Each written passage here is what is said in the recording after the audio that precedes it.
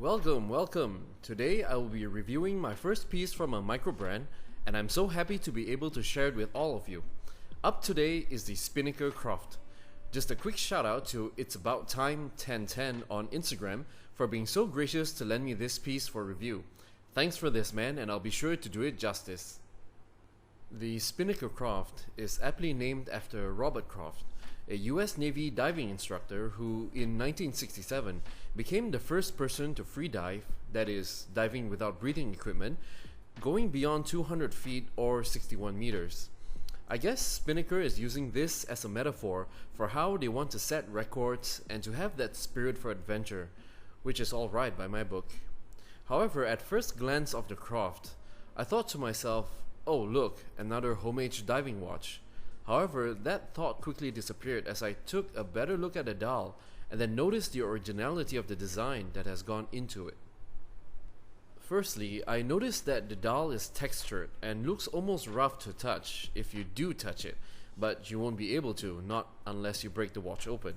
This is intriguing because it constantly makes you wonder how that dial really feels like in your fingertips. Then you'd also notice the dial's color actually darkening from a deep bluish green to almost black in color at the bottom. This is almost like the watch is giving us a glimpse of what actual divers see when they transcend into the lower depths of the sea. Personally, I've always been allured by the mysteries of the ocean, and somehow this watch reminded me of that when I looked at it.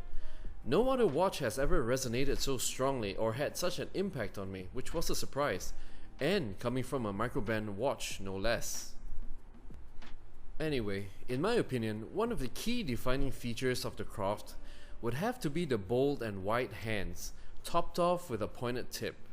It's a nice change compared to other mainstream divers with thinner hands. The color of the hands gives off that vintage patina vibe, which is another great thing to behold. All the markers and indices, including the hands, are given their treatment of superluminova, which provides ample lighting for reading your watch in the dark.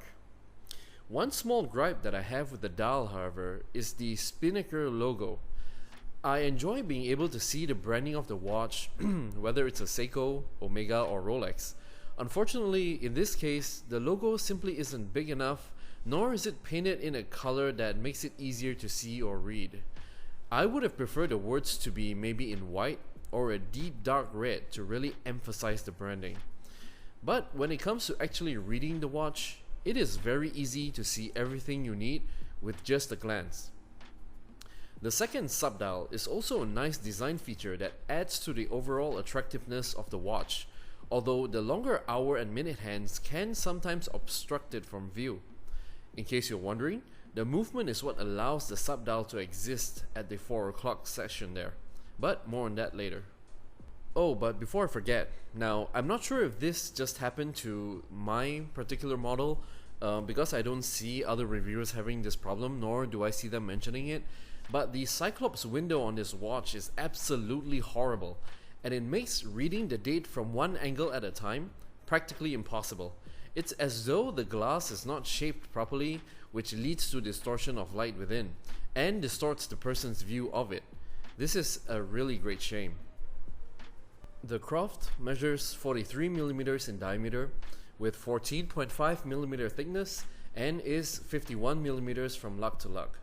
Lug width is about 22mm and it has a weight of 110 grams with a water resistance of up to 150 meters.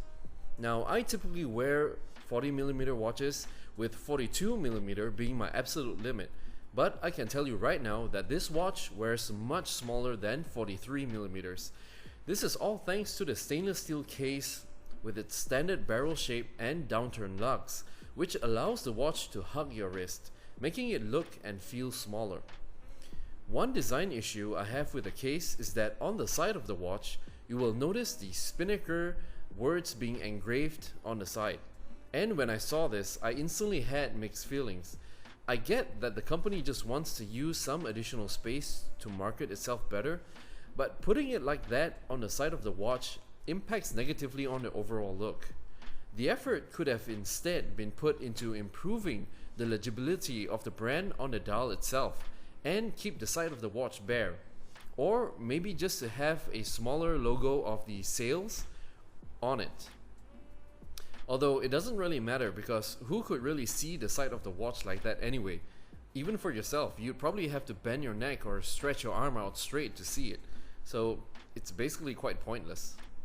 The 120 click bezel gives a satisfying click every time you move it, and is coined, so you can easily operate it with wet hands, gloves, and that kind of thing.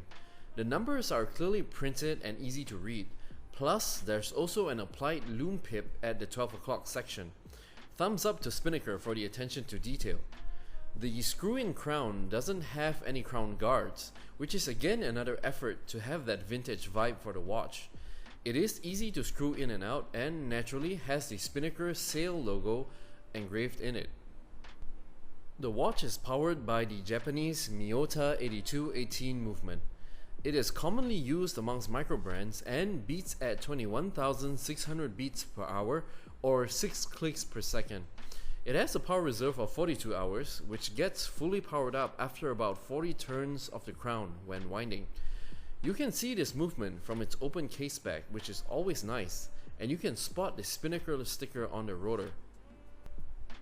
Other than for that horrendous Cyclops and the weird Spinnaker words engraved on the side, for a Microbrand watch, they hit all the right spots with this piece.